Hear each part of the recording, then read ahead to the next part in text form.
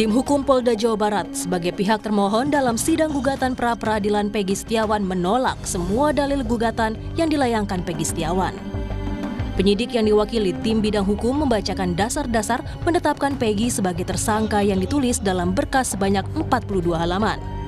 Usai sidang, penyidik menyampaikan sudah memiliki 3 alat bukti untuk penetapan tersangka Peggy. Memang faktanya dengan kita berbeda begitu kan. Kita sudah mempunyai 3 alat bukti yang cukup. Ya, semoga hakim apa yang kita sampaikan tadi bisa mempertimbangkan. Kita kan masing-masing pemohon maupun termohon ini kan untuk meyakinkan bagaimana hakim untuk mengambil keputusan, benar begitu.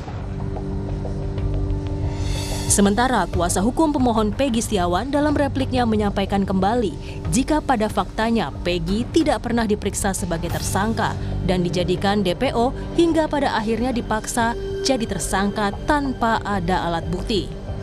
Rangkaian dalil yang disampaikan termohon bertentangan dengan fakta yang sebenarnya di mana pemohon pada awalnya tidak pernah diperiksa sebagai tersangka, kemudian dijadikan masuk dalam DPO dan dipaksakan menjadi tersangka. Padahal tidak pernah ada bukti maupun petunjuk yang mengarah kepada pemohon sebagai pelaku tindak pidana sebagaimana ditentukan dalam perkara AKO. Pihak Polda Jawa Barat dalam sidang pra-peradilan Peggy Setiawan sudah menyampaikan dupliknya. Agenda sidang pra-peradilan akan dilanjutkan Rabu besok dengan agenda pihak Peggy dan Polda Jawa Barat menghadirkan saksi. Tim Liputan, Kompas TV.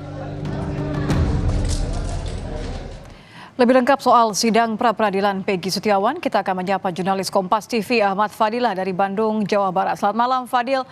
Fadil, bagaimana agenda sidang besok? Siapa saja saksi yang akan dihadirkan? Ya, baik, Nitya dan saudara dapat saya laporkan informasi terkini dari sidang gugatan pra-peradilan yang diajukan oleh tim kuasa hukum Peggy Setiawan, di mana hari ini ada 3 agenda yang sudah dilaksanakan, yaitu mulai agenda jawaban dari tim hukum Polda Jawa Barat atas materi gugatan pra-peradilan, kemudian agenda replik, dan terakhir ditutup agenda tutup.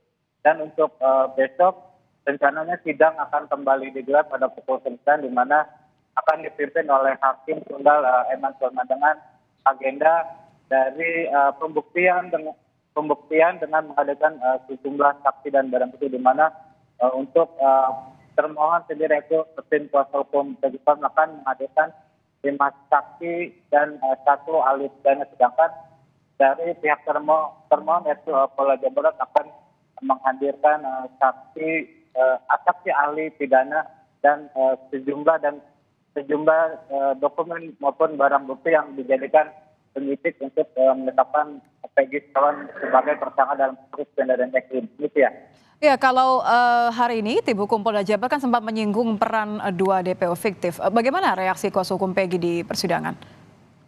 Ya, memang dalam sidang hari ini dalam agenda jawaban tim hukum Polda Jawa Barat atas materi gugatan pra-peradilan disebutkan bahwa ada 2 DPO yang bernama Dani dan Andi disebutkan dalam jawaban dari tim Polda Jawa Barat. Tidak hanya menyebutkan nama 2 DPO tersebut, dari Polda Jawa Barat juga menyampaikan membeberkan peran dari kedua DPO, padahal pada awal rilis pertama Polda Jawa Barat menetapkan Peggy Setiawan sebagai tersangka kasus penodaan agama ini, pihak Polda Jawa Barat sudah mengungkap bahwa 2 DPO atas nama Dani dan Andi ini fiktif, sehingga ketika penyampaian penyidik Polda Jawa Barat di dalam sidang hari ini membuat reaksi dari tim hukum Peggy Setiawan, bahkan dalam proses persidangan pun membuat para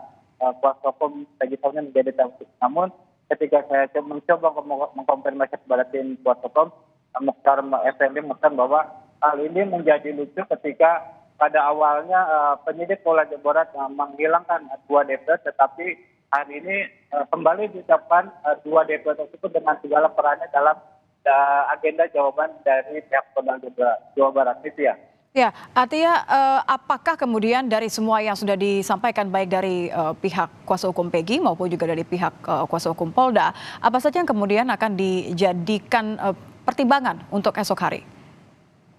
Ya memang panitia setelah agenda hari ini pihak dari kuasa hukum Peggy Setiawan pastinya akan mempersiapkan saksi dan saksi yang akan meringankan Peggy Setiawan dan ada saksi ahli pidana untuk dihadirkan dalam sidang besok. Dan tidak hanya itu, dari termohon juga Polda Jabar juga akan menghadirkan saksi ahli pidana di mana dengan menghadirkan saksi-saksi dan itu bisa membuat dalam gugatan ini khususnya dari tim kuasa hukum Peggy Setiawan merasa optimis bahwa gugatan pra peradilan akan diterima oleh hakim dengan dikarenakan berbagai dasar yang disampaikan oleh Polda Jabar sangat tidak sesuai dengan fakta dan kenyataan dalam peristiwa kasus Vina dan Eki. Itu ya.